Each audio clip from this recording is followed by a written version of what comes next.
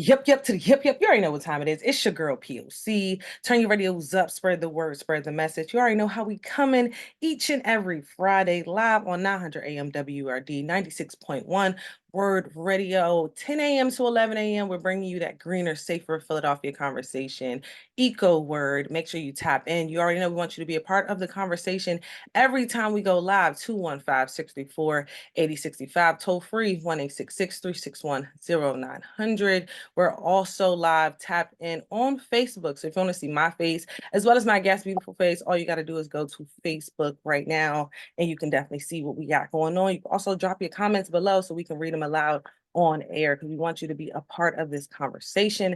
Everything is a football effect. It's for you and about you. And don't forget, mark your calendars. It's going down this Saturday, tomorrow, April 20th. We are at Belmont Mansion for the one and only the Eco Fest, hosted by your girl P.O.C. We have so much in store. We have performances. We have a live art exhibit. We have yoga in the park. So if you got your mat, bring your mat out as well. We have so much in store, workshops, free panel discussions. We have resource tables. Everything that you need will be at EcoFest. So definitely come out. It's a family friendly event. So definitely bring your kids, bring your dogs, whatever you need to do. Just make sure you are in the building from 1 to 5 p.m. tomorrow, April 20th at Belmont Mansion EcoFest. But today we got a jam-packed show. We got a special guest in the building, which I'm really excited to be talking with her because she's doing some amazing work. We have Brenda Mallory in the building. She's the chair of the Council of Environmental Quality of PFAS. Welcome to EcoWord. Good morning. How are you feeling? Absolutely. I'm great. Thank you so much for inviting me to join your show today. For sure. And I want you to go ahead and properly introduce yourself so everybody knows exactly who they're listening to. Absolutely. So my name is Brenda Mallory. I'm the chair of the White House Council on Environmental Quality, which is the environmental office within the White House that helps to orchestrate the president's environmental and climate change, environmental justice agenda across the federal government. That's a mouthful, Brenda. I'm not gonna lie. People are like, okay, that's a big title. She does a lot, but what exactly does she do? Can you break that down just for the little out here? So you know what Absolutely. that means. So the key is I serve as an advisor to the president on all of the issues that relate to environment and climate change and environmental justice, among others. Awesome. And if you don't mind, how did you get involved? Like as far as where did the passion come from? Yeah, I mean, again, I'm a lawyer by training, and so when I came out of law school, I got a job that was involved in the environment that ultimately led me to go to the Environmental Protection Agency, and I've spent 2 decades working for the federal government in various roles around protecting public health and the environment.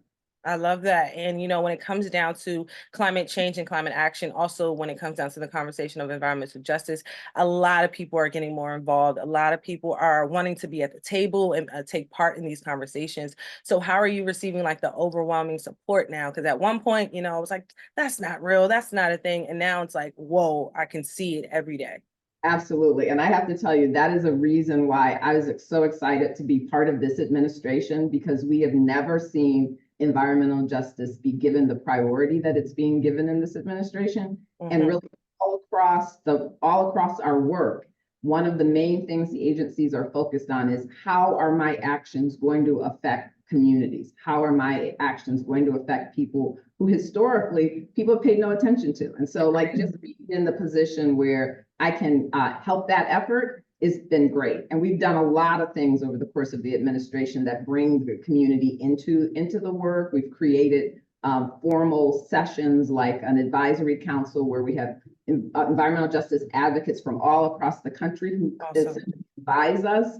Whenever I travel, one of the pit stops in whatever community it is to find out who are the justice advocates who are working to actually make sure that the people in those communities actually are getting the benefits of environmental protection. And then what more can we do to actually make sure that this moment where there's funding available beyond anything we've ever seen reaches those people. So a lot of stuff going on. This is a place where you can go to the White House/environmental justice site, and it'll tell you about a bunch of the work that we have underway and also how to get more information on a regular basis. And Brenda, I got to ask you because it's election season right now. We're going into November, and a lot of people are in a limbo right now where they should go as far as their vote. So when it comes down to this election season, what can the people expect from this next potential candidate as far as Joe Biden, who is currently the president, as far as pushing more forward on this green agenda? Yeah, I mean, let me sort of step away from the question about the election just because I'm talking to you in my official capacity. But what I can say to you is, look at the record of Joe Biden and all the work that we've done for the last 3 years. Look at where it's focused. Look at all of the attention that's been given to environmental justice communities. Look at all the money that has flowed and is flowing to environmental justice communities. Look at the regulations that we have issued, all that are related to health. Often they're related to people who are a low income or people of color because of where they live and what they live near. Great So point. all are evidence of the way in which we have really focused on communities and helping to make a difference in people's lives.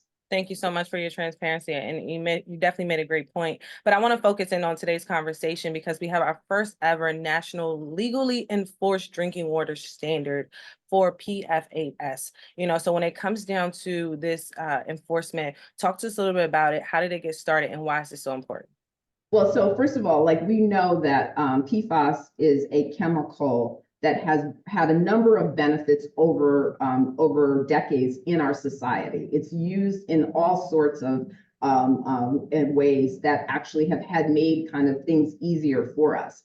But we also learned that it's toxic and that it has impacts on people's health, that it's associated with different kinds of cancer, that it's associated with different problems with fertility. So a whole range of things that have been the center of a lot of advocacy in communities all across the country. And so having this standard focused on our drinking water, because this is a place where this administration, the president and the vice president are very focused on the fact that all communities should have access to clean air, clean water, and a healthy. And so the standard is like, we're going to be like exhibit A of work that the administration is doing in an area where we know that there are impacts to change the situation. And at the same time that they issued the standard, we also released $1 billion in order to help communities and water utilities in particular make the changes that may be necessary because of this new standard. It's an expensive endeavor, but it's an endeavor that we are here and willing to kind of work with communities, particularly small communities, rural communities, all across the country to make sure that they're able to adopt the standard quickly. And you spoke about it being expensive, but what other challenges do you see, being faced as the new development rolls in? Yeah, I mean, I think one of the things is like any new system, like it's requiring EPA as the kind of the lead agency on this to work very closely with communities all across the country so that they understand what the impacts are, if they understand what their systems are going to need. And they've created technical assistance programs so that they'll have an opportunity to get assistance from EPA and understand like what would be the things that needed to be changed in order to meet the new standard. So that's the kind of work that we're doing. There are webinars that that EPA is setting up so that people can get the information about the rule. So I would say, EPA's website, and in particular, the part that is dealing with the water program will be a great resource to find out what things people are able to do or can do to find out more information about the standard. And that brings me to my next question as far as like when it comes down to the standard rolling out and it coming into these new communities, and now it's being regulated. How can we ensure that this new standard is definitely what we need as a people? So when it comes down to the data and the numbers, like how can we make sure that this is actually something that's working? Yeah, I mean, again, like all new systems, right? Like there's a phase in which the water utilities are going to be actually doing their own monitoring and analysis for the part of the rule so that they'll know what the impacts are, right? So they know whether or not they need to do more in their systems. And then if they need to do more in their systems, they're given several years in order to put a new system in place so that it's working.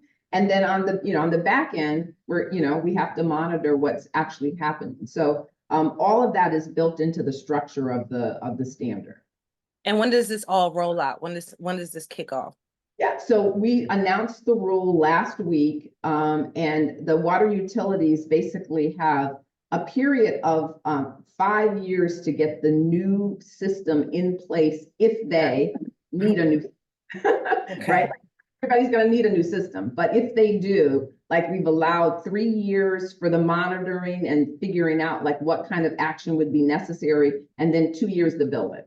And so that's the current setup. But like the beginning of the training and getting information, all of that's starting now. So I as I love said, that.